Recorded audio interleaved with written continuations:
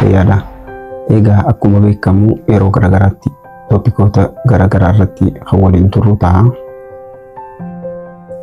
Akkam jirtu nagaa fayyaa keessanii isiniin jecha har'aan tanaa garaagarummaa liqii gaariitii fi liqii hamaadhaa kan waliin ilaallu ta'a jechuudha.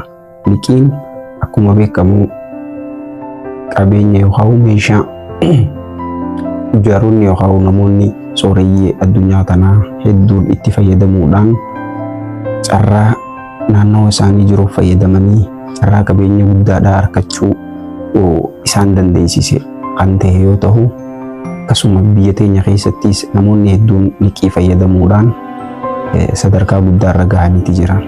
Kana malees warri sababa liqiidhaa qabeenyi isaanii gurguramuun ittiin naa'uudhaan kasaaraa keessa galanii ilmaan isaanii karaarra bahuudhaaf mudatan hedduutu jira.